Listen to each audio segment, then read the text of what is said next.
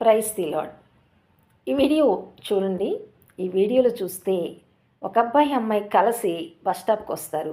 ఆ అమ్మాయి స్కర్ట్ వేసుకుని ఉంటుంది. కూర్చుంటారు బస్ స్టాప్లో.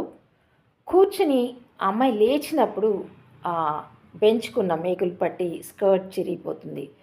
అయితే ఆ స్కర్ట్ చిరిగిపోవటం చూసి ఈ అబ్బాయి పగలబడి అవహేళనగా ఎంతో అపహాస్యంగా నవ్వుతూ ఉంటాడు.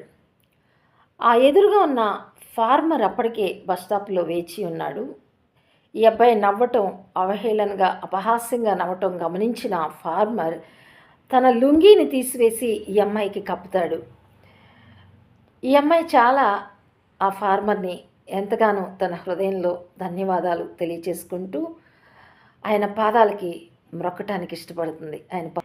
ఈ అమ్మాయి ఎంతో కృతజ్ఞతా భావంతో అబ్బాయికి ధన్యవాదాలు తెలియచేసుకుంటుంది.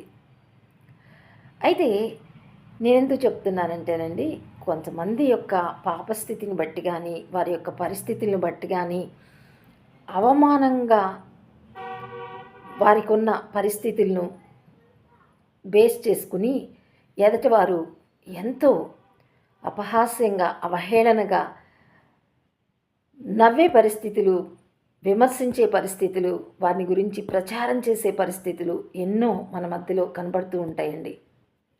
అయితే ఎదుటివారి యొక్క బలహీనతలు, తప్పులు మనం గమనించినప్పుడు వ్యక్తిగతంగా వారికి చెప్పి సరిదిద్దటానికి ప్రయత్నించాలి. కానీ వారి యొక్క బలహీనతలను నలుగురిలోనికి తీసుకొచ్చి అవహేళన చేయటం కానీ, అపహాస్యం చేయటం కానీ ఎంత మాత్రం చేయకూడదండి. ఎందుకంటే వ్యక్తిగతంగా వారిని సరిచేయటానికి, ఖండించడానికి, తప్పుదిద్దటానికి ప్రయాసపడాలి. కానీ ఆ తప్పులో మనం ప్రవేశించకుండా మనం చూసుకోవాలి. కానండి ఎదట వారిని అవమానానికి అప్పగించడానికి, అపహాస్యానికి అప్పగించడానికి మనం పూనుకోకూడదండి.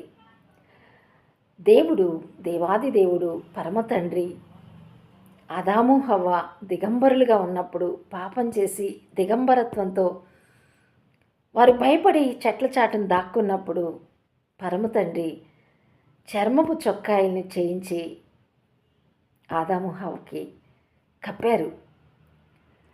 నిజంగా మరి యేసుక్రీస్తు ప్రభు మానవులందరూ పాపంతో, శాపంతో, పాపపు దిగంబరత్వంతో ఉన్నప్పుడు ఆయన సిలువ మ్రాను మీద వ్రేలాడి ప్రాణం పెట్టి రక్తం కార్చి మానవులందరినీ విమోచించి రక్షణ వస్త్రముల చేత ఆయన కప్పారు. ఎవరైతే ఆయన అంగీకరించారో